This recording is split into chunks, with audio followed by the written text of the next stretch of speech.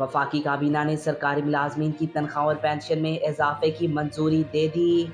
आपको बता रहे हैं, वफाकी काबीना ने सरकारी मुलाजमीन की तनख्वाह में 10% और रिटायर्ड मुलाजमीन की पेंशन में 7% इजाफे की मंजूरी दे दी है। आपको बता रहे हैं, फैसला वफाकी बजट 2025-26 के तहत किया गया, जिसकी मंजूरी काबीना इजलास में दी गई। इससे कबल वजीर आजम शहबाज शरीफ ने इजलास से खिताब में कहा कि तनख्वाहदार तबके ने गुज़िश्ता साल खजाने में 400 अरब रुपए जमा कराए। महंगाई और पॉलिसी रेट में कमी हुई है।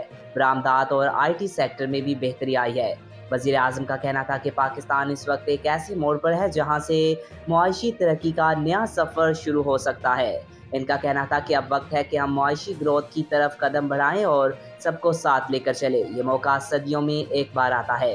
वजीर आजम ने बजट की तैयारी में वजीर खजाना, इनकी टीम और दीगर मुतल्लिका वजारतों का शुक्रिया अदा किया। साथ ही पानी के ज़खायर से मुतल्लिक कमेटी की कोशिशों को भी सराहा।